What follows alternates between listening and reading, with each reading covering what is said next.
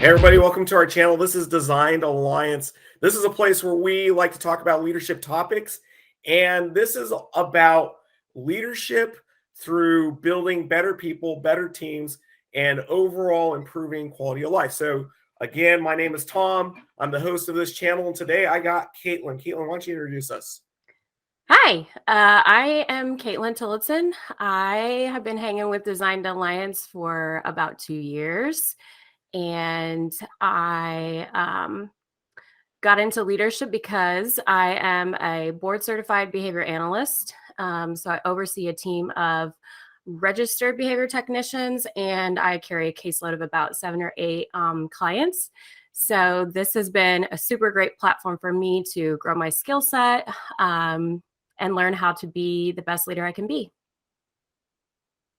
All right, so today's topic is about identity and leadership, which is not always something that people would put together. And so, to kind of get the wheels turning, where this is coming from, I remember a ways back, over a decade, almost a decade ago, I made chief, and so chief in the Navy is a positional leadership jump, and although I was equipped technically to manage being a chief, I was a bit underprepared for a lot of the nuances for leadership, and there's no way you can fully prepare, right? And so a lot of my decision making was driven off of like what I thought the ideal identity was for the chief, like what the chief should do, what would the chief do in this situation. And that was kind of what was driving a lot of my thought process. A little time later, as we mature in our positions and leading people, we have a lot of principles that back our behaviors. But initially, I was really leaning on the identity of what I thought, I should be while leading other people. Okay. So, turning over to you, Katelyn, I'm curious, can you articulate on parts of your identity that help drive your leadership decision making? Yeah, absolutely. I think this is like it's such a good question for me. I wouldn't consider myself a new leader. I'm going on 3 years in a leadership position. But I think like in the grand scheme of things, like that still kind of makes me a baby leader, kind of, so to speak. And much like you, Tom, like I think I went into this technically really, really strong. I feel really confident in my clinical skills. Um, and I took a big jump. I was an RBT, a registered behavior technician, and I went from that role to being in a supervision or supervisory role. And there's a lot of ground to cover in between those two roles. Um, and so I think I had this idea that I was supposed to be, super strong clinically, drive the treatment. And everybody was just going to take my feedback and everyone was just going to like do what I said because I knew what I was talking about. And that I learned is not the case. And so, uh, my perception of leadership has changed a lot, and I think that I have some ebbs and flows and things that I learn along the way.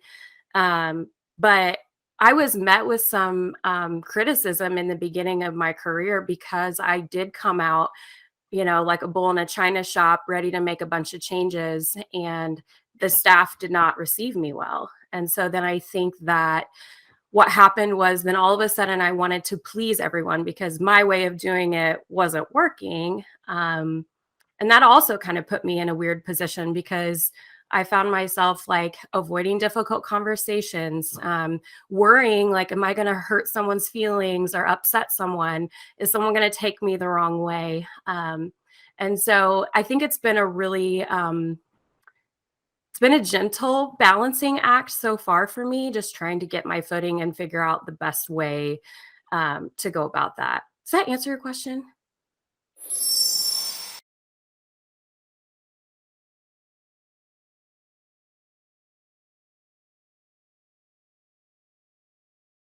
Yeah, it does. So, what do you think has shifted? Like, where have your shifts and how you first did things specifically to now?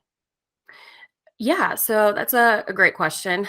I think in the beginning, when I would get like I'd get criticism like, hey, you hurt so and so's feelings, or they were embarrassed. Like those are some things that were said, or like you came on too strong, right? I have a very big personality and super passionate about what I do, right? Like I love being a behavior analyst.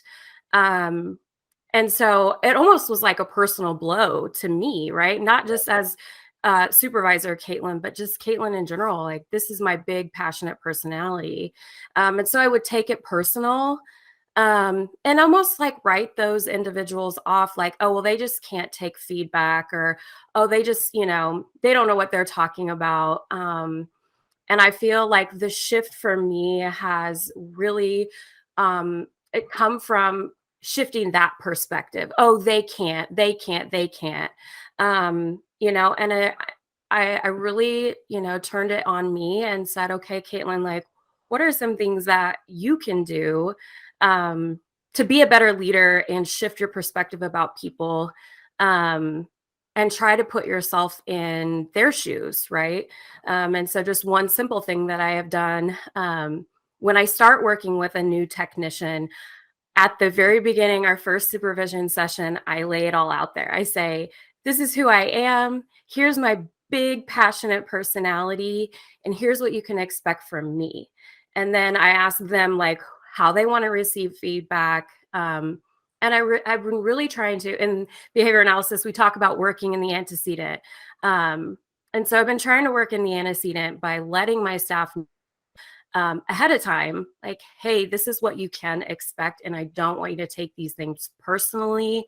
Like when I provide you feedback, it is so that you can be the best RBT that you can be. I like that. Yeah. Okay. Yeah. All right. So I'm sure that you have a question for me. So I'm really looking forward to it. So Yeah. what do you have for us today? Yeah. So I wrote it out. um, so kind of talking about along the same lines and some of the struggles that I've experienced as or as a supervising clinician. Um, how do you provide direct feedback to staff and ensure that they understand it's not personal, but simply feedback to help them get to where they need to be the best? In my case, a registered behavior technician, but I think just more broad spectrum, like be the best employee they can be. And I talked about like something I've been trying, like working in the antecedent, but I'm curious, like what your thoughts are on how to approach not only difficult conversations, but in vivo feedback, right? Like when you are working with someone and you're like, okay, I need to address this right now in person in the moment.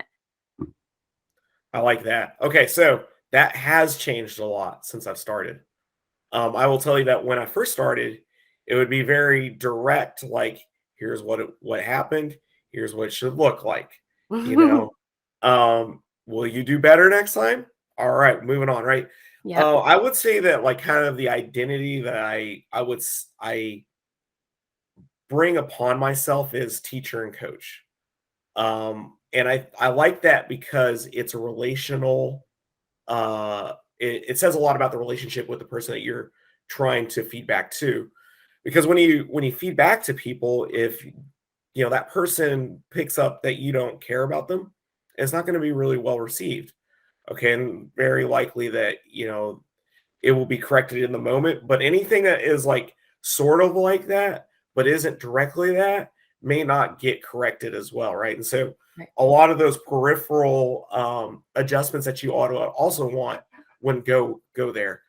And so when I am giving feedback, it's my tone, my demeanor, everything's always from a place of love, which is a really weird um thing to say when it's leadership, because for me, I'm still in the military, very masculine, right? Like strong, tough, right? Mhm. And then you're talking about love. I was listening to uh, a podcast. It had General Mattis on it. He's a 4-star Marine general, and so this person has clearly been in war several times. And they asked him about one of the critical components of leadership, and he says, uh, cultivating an environment of affection. And Mm-hmm. that is like, that goes with it. A lot of the feedback that you're going to be giving, the tracks that were laid before for that feedback were laid well before you ever even approach them for feedback. So when I approach things, um, I have to think about what it was that it should look like, right? I also have to think about like what happened to make them choose that decision, right? Like, hey, I Mm-hmm. saw that this happened. I was expecting this.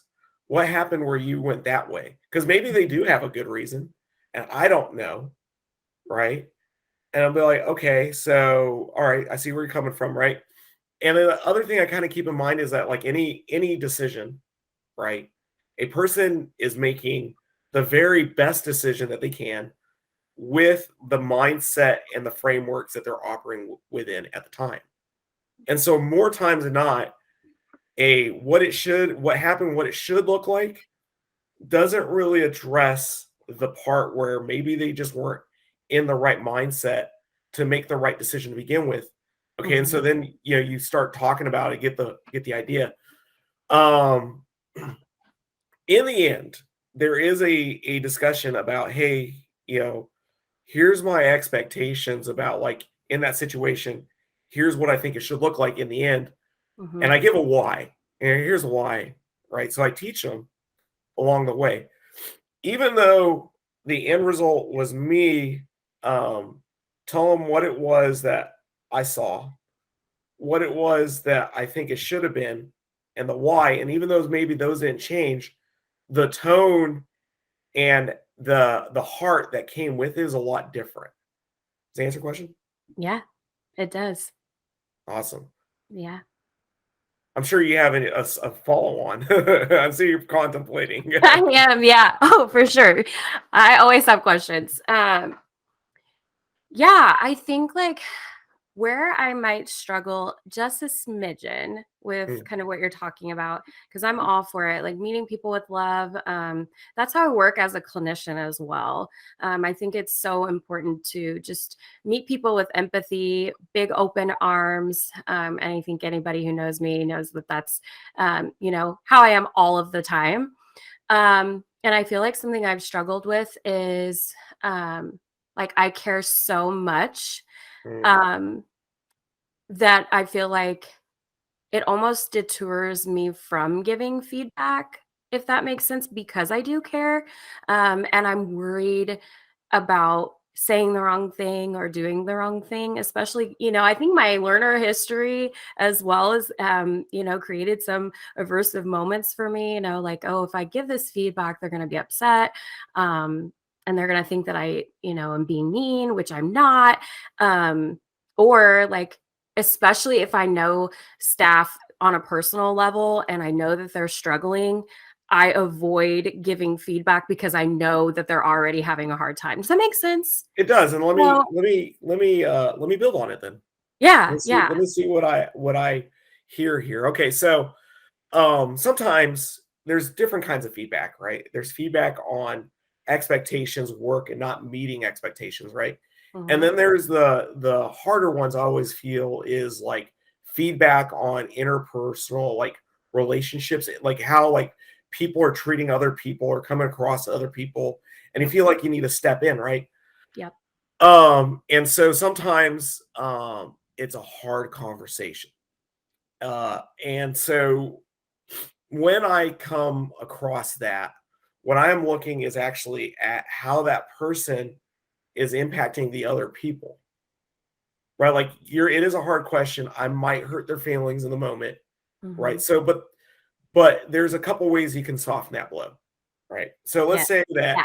that one of your direct reports offended another one of your direct reports, and they didn't really mean it, right? But you know that if you approach this for whatever reason, this person's uh, very defensive. Mhm. Okay, I'm sure we've worked with defensive people. Yeah. Okay, Yeah, for sure. so the way I would do this is like, hey, when you talked with this person over here, I noticed at the very end of that they came away offended, And I'm curious, and when you're talking, because I don't think you came from a place that you were trying to offend them. Is that true? Like, is that fair? You weren't trying to offend them? And it's Mhm. usually like, yes. And I'm like, all right, cool. I didn't think so. And so there's just a little bit of miscommunication here.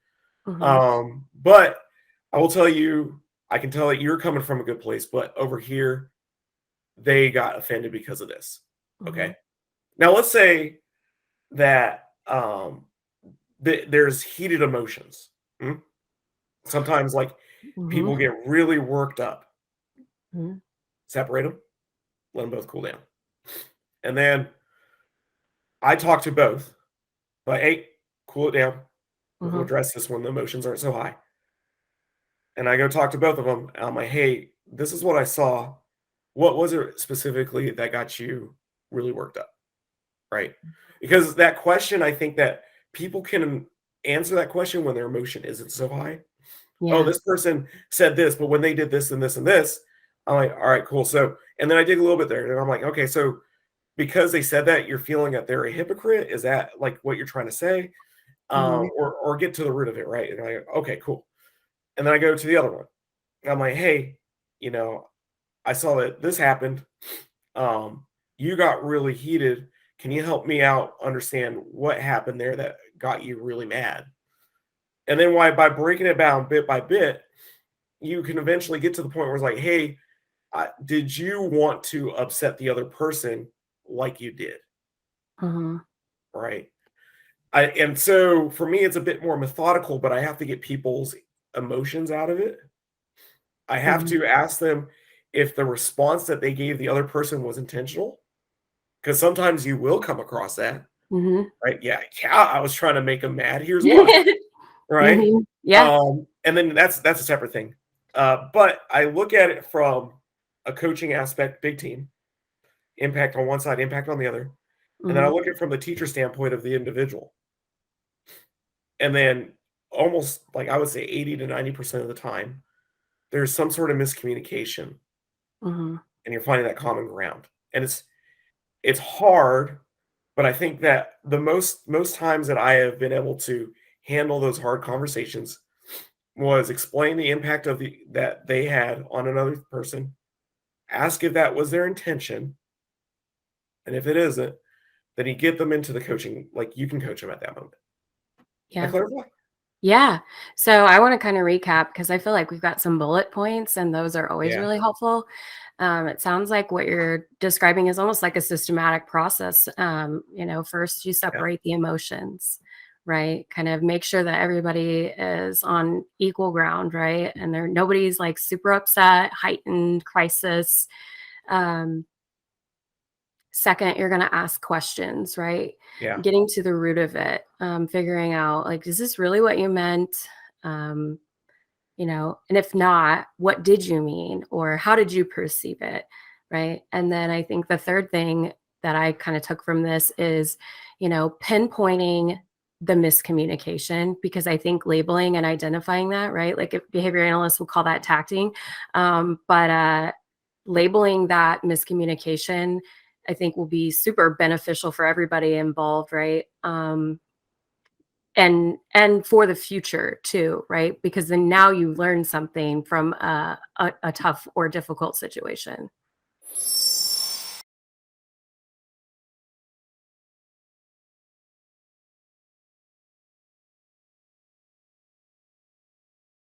that's awesome. Thank you Yeah, for summarizing. All yeah, right, so that's it for our call today. So if you like what we're doing here on Design Alliance, again, this is a channel that we believe leadership is through building better teams, through building personal relations, and overall, our goal is to improve the quality of lives of not only ourselves but also of our direct reports. So if you like this, hit the like, hit the subscribe, keep following us. We'll keep putting out content.